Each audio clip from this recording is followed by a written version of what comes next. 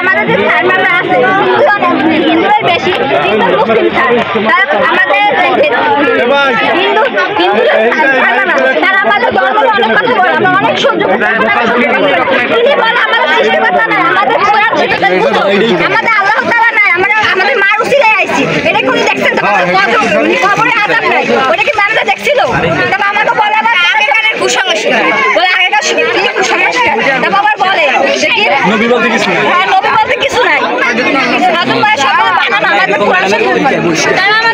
আমাদের একটাই কথা যে আমাদের পরিষ্কার চাই নতুন একজন ইসলামিক টিচার চাই আর কথা বলবে তাদের আমরা চাই আমাদের একজনকে দাঁড়া করায় কোনো ক্লাসে অপমান করা হয় না মানে যে ছাড়ি হোক একজনকে দাঁড়া করা অনেক অপমান করে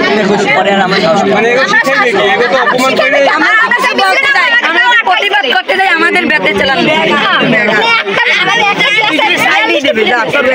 আমরা বিষয় নিয়ে এখানে উপস্থিত আছি সেই বিষয়টি হলো আমাদের একজন যে অভিযুক্ত শিক্ষিকা তিনি আমাদের ধর্মীয় অনুভূতিতে আঘাত এনেছেন তার আমাদের ইসলাম বিরোধী তিনি বিভিন্ন কথা মানে আমাদের শিক্ষার্থীদের শিক্ষা দিচ্ছেন তিনি আমাদের সাথে বিভিন্ন ধর্ম নিয়ে তর্কে জড়িয়েছেন তিনি আমাদের ইসলামকে মানে বিধ্বংসী তারপর বানোয়াট ইসলাম যে সেই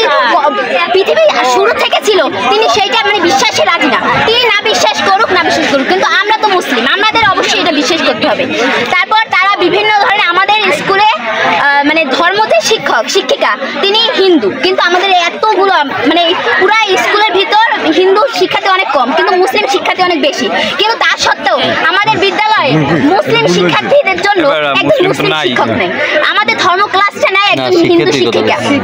হিন্দু শিক্ষিকা নেয় কিন্তু আমরা তার কাছ থেকে কি শিখি তিনি হয়তো আমাদের এক পেজ থেকে অন্য পেজে পড়া দাগাই দিতে পারেন তিনি প্রশ্ন আমরা ওই পরীক্ষার জন্য শিখি কিন্তু বাস্তব জীবনে আমাদের যে ইসলামের মূল্যবোধ আমরা যে বাস্তব জীবনে ইসলাম কিভাবে প্রয়োগ করবো সেই বিষয়টা আমরা শিখতে পারছি না মূলত আমাদের এখন চাচ্ছি আমাদের একজন মানে মুসলিম শিক্ষক চাই ধর্ম যে আমাদের ইসলাম শিক্ষার জন্য আর আমাদের যে অভিযুক্ত যে শিক্ষিকা তার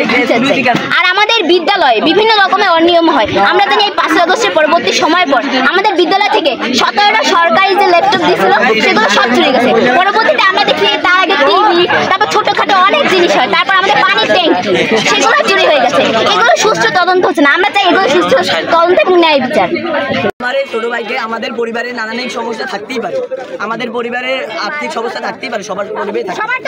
সবার তো আমাদের সবার তো মানে একসাথে মানে তাড়াতাড়ি গাছ কেনার মতো যোগ্যতা নাই ও যারা আছে তারা খেলছে এবং ওরে গাছ কিনতে পারে না দেখে ক্লাসে সবাই 28টা 32টা করে বিরিয়ানি দিচ্ছে ওরে এখনো মনে হয় না যা শেষ হয়ে গেছে 4-5 দিন আগে